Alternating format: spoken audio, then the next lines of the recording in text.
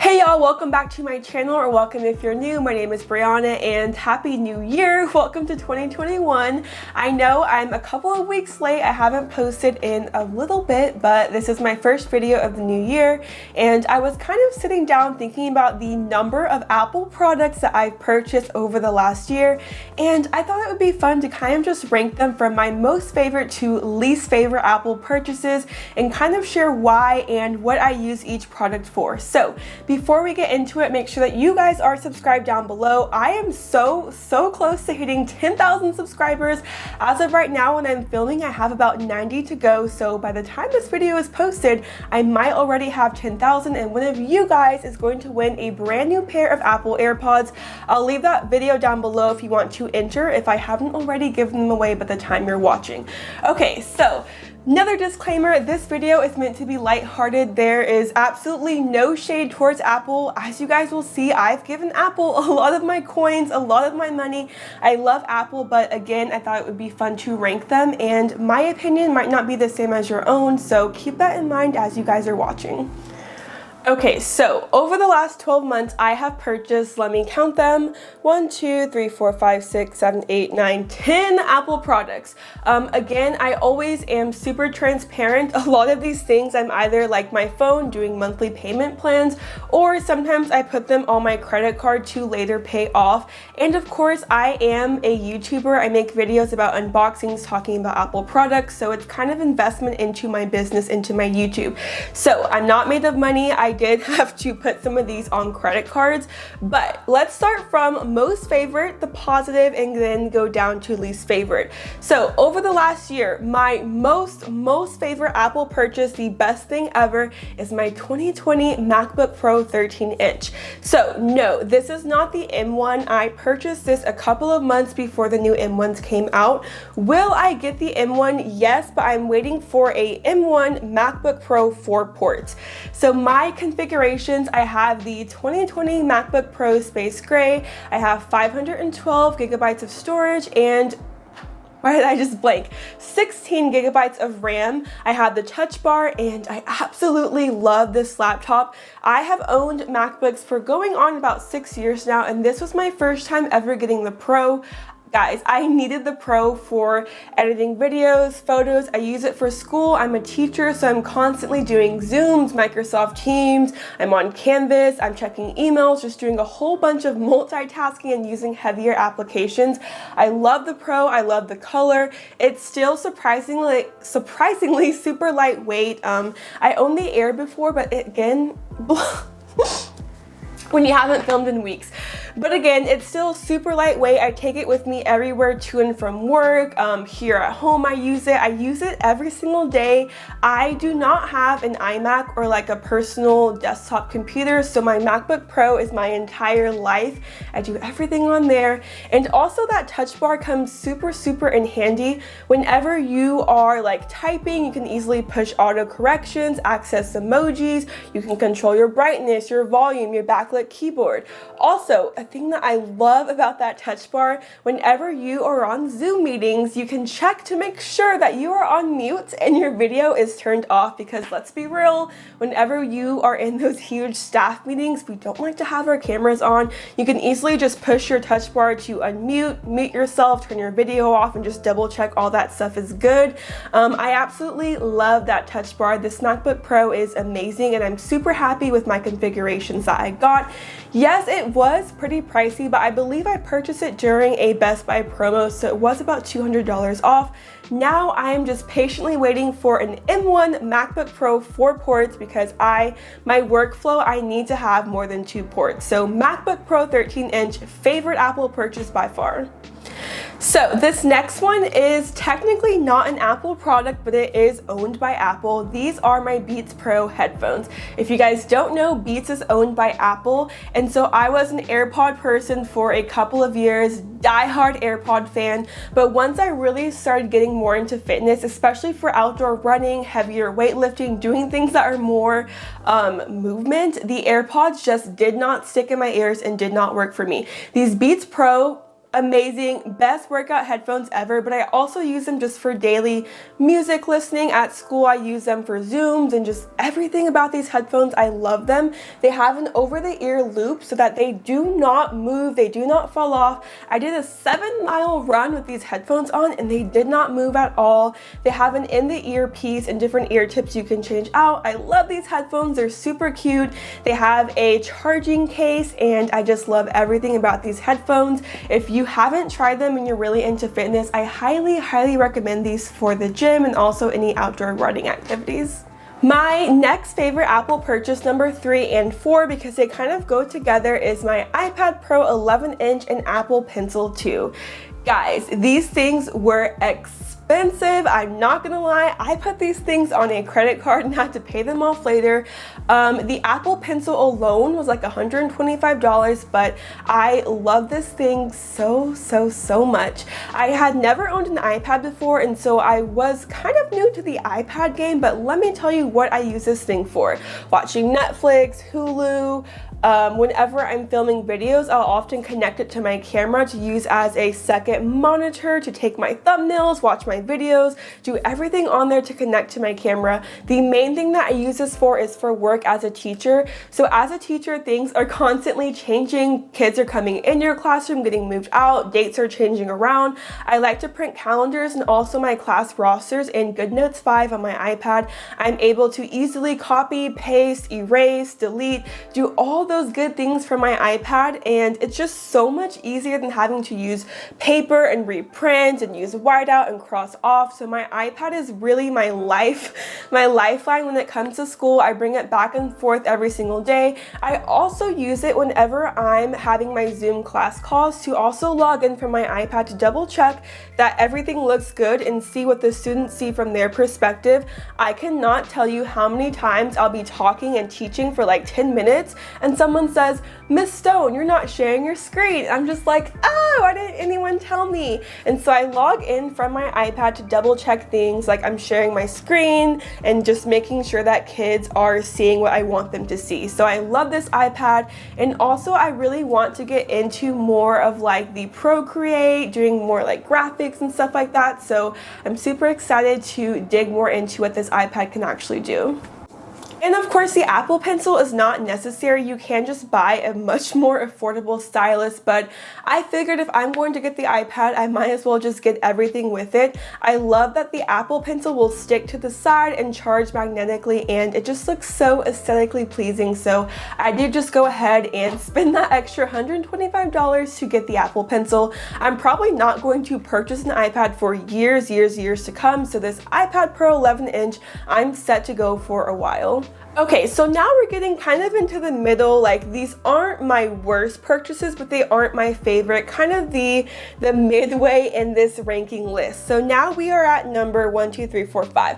Number 5. So midway in my most favorite to least favorite Apple purchases is this thing right here, my Apple Watch 6. So again, I'm gonna say like 95% of these products I purchased with the intent to make a video, and those videos do well on my channel. I'm not only buying them just to make a video, I do use these and wear them every single day. So I had the Apple Watch 3 for a couple of years and recently bought the Apple Watch 6. Don't get me wrong, I love it. I wear it every single day. I feel not myself if I forget to wear it, but did I need to upgrade? Probably not. The main differences between my Apple Watch 3 and the Apple Watch 6 are features like blood oxygen level.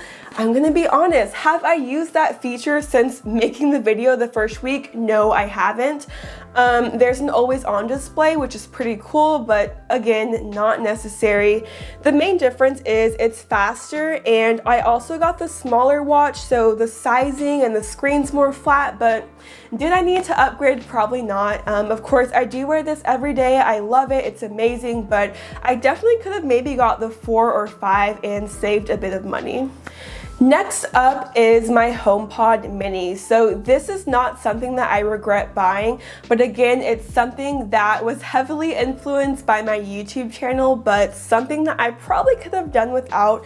So the HomePod mini is a mini smart speaker. The main reason why it's not like at the top of my favorite list are 2 reasons. One, it's not wireless. So again, if I want to move it from my bedroom to the bathroom to the kitchen, I have to unplug it and kind of get it reset up. So the wire is attached to the HomePod. It does not come out. That's kind of annoying. And I'm like, Apple, like it's 2020 when they brought this out. Like, can we please have a wireless smart speaker? Second reason is kind of just me personally, but it's not waterproof. Imagine a waterproof wireless smart Apple speaker. I would give Apple any amount of money for that. I would listen to music in the shower, take it to the pool, take it around, and just the portability of not having a wire would honestly really make me enjoy that so much. But of course, it is a smart speaker, so the intention is that you will probably have like multiple in different rooms. There is one thing that I recently got into that I love so much. I started buying smart plugs. I'll link them down below. And so I have certain lamps around my apartment that are hooked up to smart plugs that will connect to my Apple, what's it called? The Apple Home app, and I can either tell my phone or I can tell my HomePod to, hey, turn that light on or do that, and I can also automate them to where at a certain time they go on or go off. And so it's pretty cool if you want to use it to kind of build a smart home, or for me like a smart apartment. And so I'm definitely going to experiment more with that, and so I can tell them, like, let me show you guys this lamp that's in the corner. So that lamp back there is hooked up to a smart plug, and so my HomePod is actually over in the bathroom, but from my phone I can say, hey, turn on bedroom lamp. Sorry, I wasn't able to find anything like that in the bedroom all this time. Okay, so the HomePod from my bathroom, if you guys heard that, just responded. Let me look up the exact name. So whenever you have these smart plugs, you have to name them. And so I think you have to be very specific whenever you're giving an order or an instruction. Hey, turn on bedroom plug. Okay, the bedroom is on. See, so that stuff is pretty cool. Maybe I'm just lazy, but there's just certain things, like if I'm laying in bed and want to go to sleep, I have to get up and go over there and turn it off. So just being able to do small things like that, I'm definitely super excited about. Hey, turn off bedroom plug. Okay, the bedroom is on. She did it for my phone too. So the only thing is sometimes it might think that you're trying to talk to your phone or other devices, but my HomePod is over there in my bathroom, so probably a good 15 feet away, and she heard me. So it's definitely a super cool piece of technology, but I think I want to buy another one or two, and if I had them in different rooms, I would definitely enjoy it more. You can connect them and just have a music party or whatever you're trying to do. So again, not a regret, but definitely something that is more of like a bougie purchase that I probably did not need, but I'm still super excited to have it.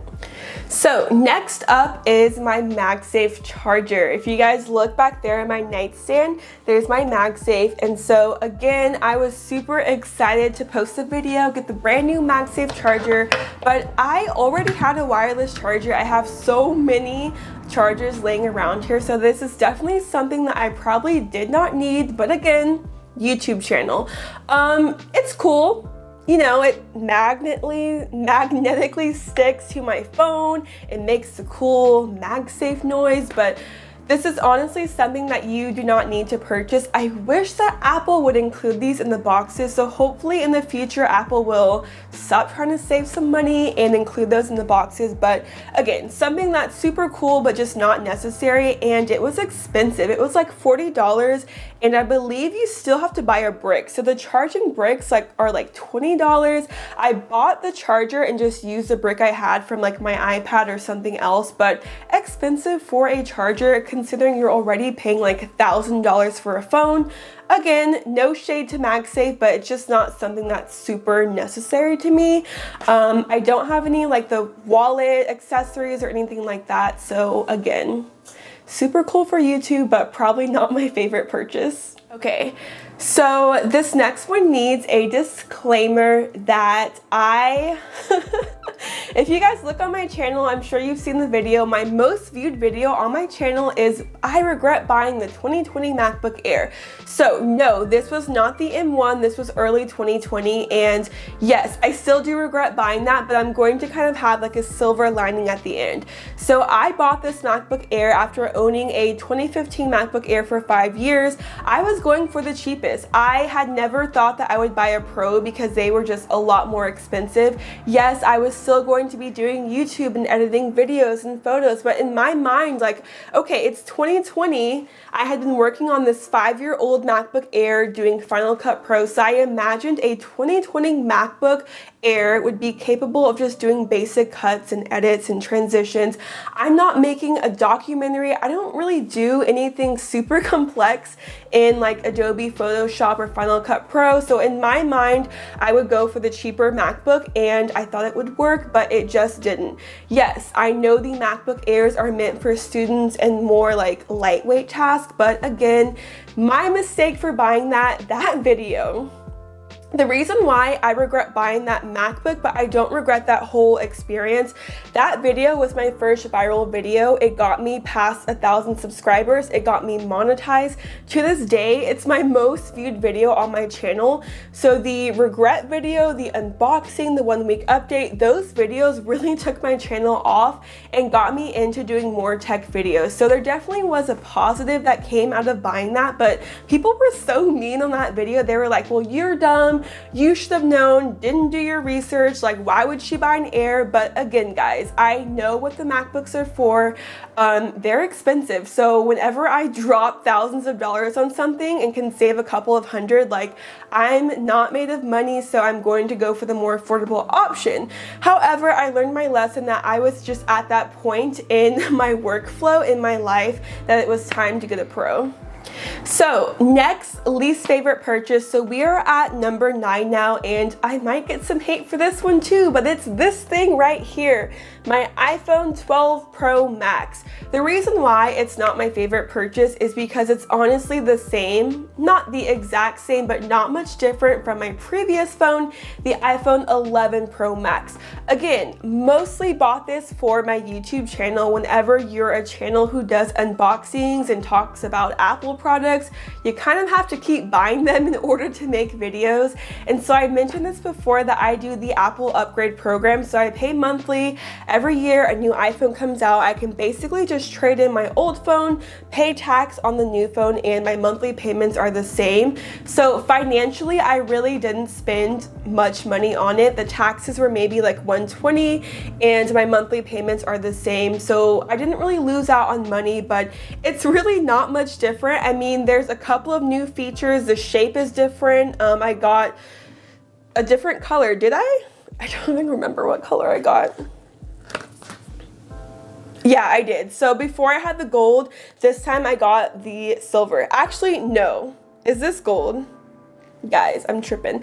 This is the gold color, but it looks more beigey. So I kind of got the same color. The shape is different. There's a couple of new features, but overall, it's kind of the same thing as my 11 Pro Max. I definitely could have just waited like another year or so until this year, 2021, for the iPhone 13, but yeah, it's cool. I made a video, I talked about it, but I definitely did not need to buy this. Okay, and we have reached number 10, my least favorite Apple purchase over the last year. Again, you guys might not agree with me, but I mentioned this before talking about my Beats headphones. So my least favorite Apple purchase is the AirPod Pros. Before I bought those Beats, I bought the AirPod Pros. I had them for 2 days. Yes, a whole 2 days, 48 hours. I could not do them. I did not like them. They didn't work for me. I returned those and got the Beats. So the Beats Pro and AirPods Pro are pretty similar. They're pretty similarly priced, around $250 at the time that I bought them.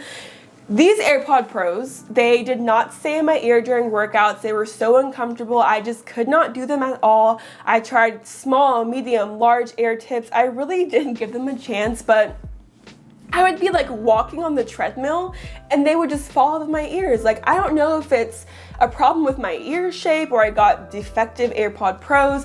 I did not like them. And I had AirPod Gen 1 for probably like 2 or 3 years, and I really wanted to love them, but they just did not work for me at all. I'm probably never gonna buy AirPods again, just because for my like lifestyle, trying to work out and run, I really love my Beats Pro. So AirPods Pro, worst purchase of the year, but luckily I was able to return them, get a full refund, and use that money to get my Beats Pro.